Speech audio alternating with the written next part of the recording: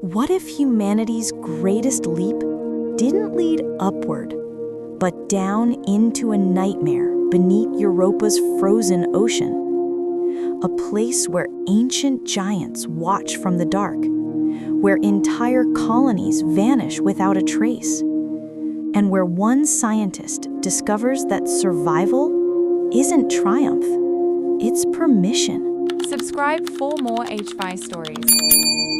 Europa gleamed beneath Jupiter like a frozen pearl, quiet and deceptively still, its surface stretching endlessly in frozen plains scarred only by faint fractures, silent reminders of the wild ocean beneath.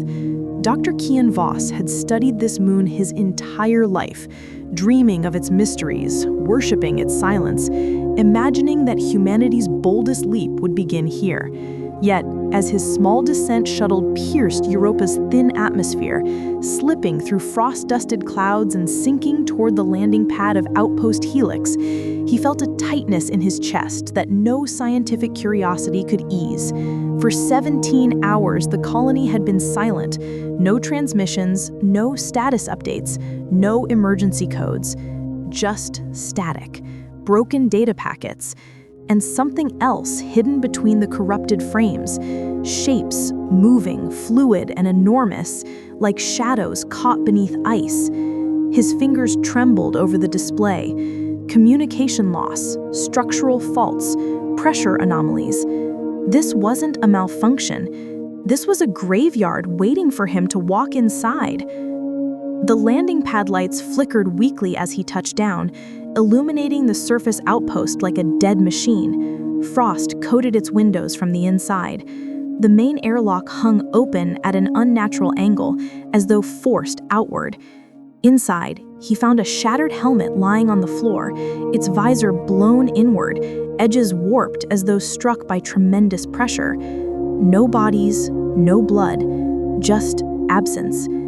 As he stepped deeper into the base, the floor vibrated under his boots, not from generators or life support systems, but from something shifting far below the crust, something alive and impossibly massive.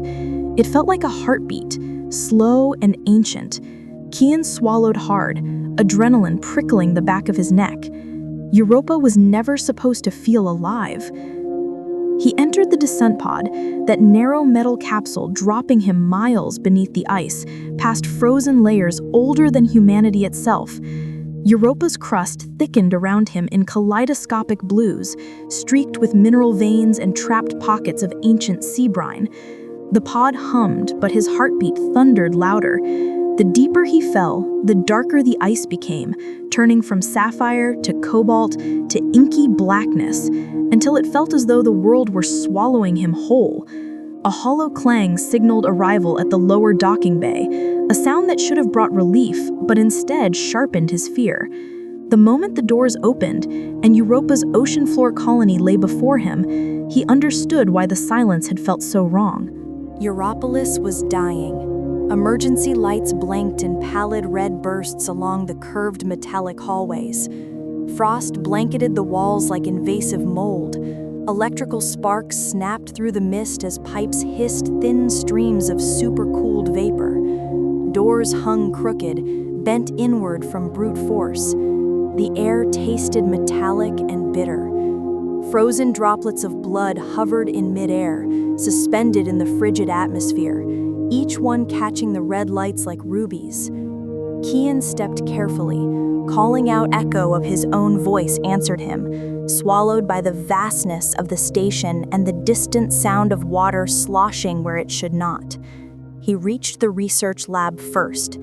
Consoles flickered like dying stars.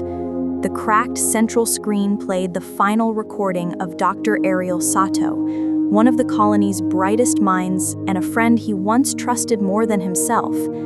Her face appeared pale and terrified, background alarms pulsing behind her. She whispered rapidly, desperation tightening her voice, explaining that the hull had begun deforming from below. Not geological shifts, not pressure anomalies, biological activity, something alive, enormous, intelligent, something rising. She described tendril-like shapes brushing the external sensors, curious patterns of bioluminescence, rhythmic pulses like communication signals. Her voice broke as a violent impact shook the lab behind her, and the feed dissolved into static. Kian stumbled back from the console, bile burning the back of his throat. He moved deeper into the colony, through hallways that grew increasingly flooded. In the hydroponics bay, he noticed something gliding beneath the surface water, an enormous shadow drifting gently, almost lazily, but with deliberate grace. Its movement sent ripples across the shallow pools. Kian froze, his chest tight, breath slow. He didn't dare move. The shadow lingered, hovering beneath him, aware, curious. When it drifted away, he nearly collapsed. The oxygen farm was worse. Tanks had been torn open, not ruptured by pressure, but sliced with methodical precision. The long, arcing gouges were far too deliberate to be an accident. It was as if something had explored the metal by cutting it open. The colony's oxygen supply was essentially gone. His suit readings showed he had less than an hour before breathable air levels dropped to fatal thresholds. Survival was no longer the mission. Escape was.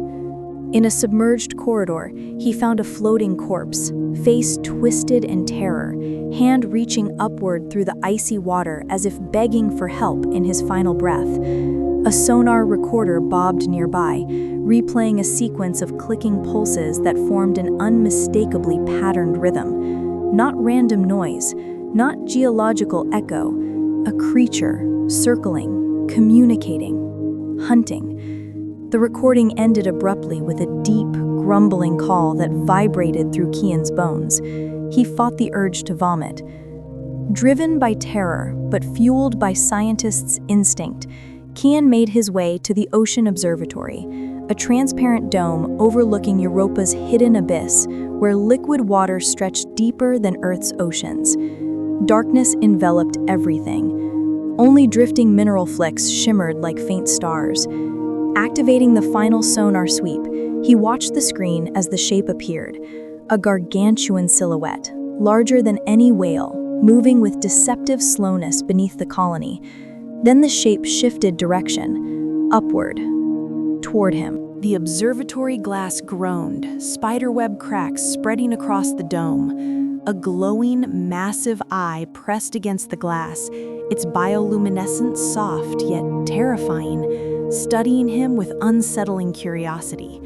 It pulsed colored patterns across its tendrils, communication, language, intelligence. Kian stumbled back, unable to breathe, unable to think. The glass fractured sharply. He bolted just as water exploded into the room. The colony shook violently as the creature slammed against the hull, the sound like metal being crushed by a mountain. Alarms wailed, lights sputtered, and the entire structure groaned under impossible pressure. He sprinted through corridors collapsing around him, pipes bursting, walls folding inward. The oxygen levels plummeted, 30%, 27, 21. His vision blurred at the edges. He finally reached the submersible dock where the last escape craft, Narwhal 2, dangled from broken cables. Water surged in from ruptured bulkheads. With one desperate push, he forced open the hatch, scrambled inside, and slammed the controls. The sub detached and plunged into the abyss.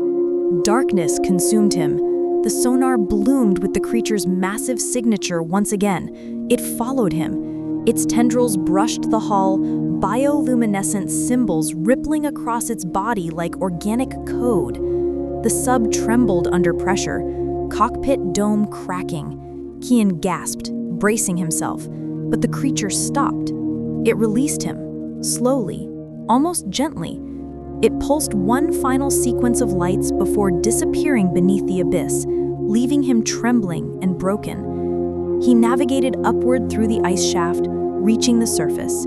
Crawling out of the shattered submersible, he collapsed against the frozen crust, staring at Jupiter's titanic storms swirling overhead. The borehole behind him remained dark, until one final bioluminescent pulse shimmered beneath the ice, a message he could not decipher. The silence that followed was suffocating. But it did not last. As Kian struggled to stand, his suit barely functional, he detected faint tremors under the ice, multiple signatures rising beneath the crust, too synchronized to be random. He staggered toward the emergency shelter capsule across the terrain, the ground vibrating through his boots. His oxygen dwindled dangerously.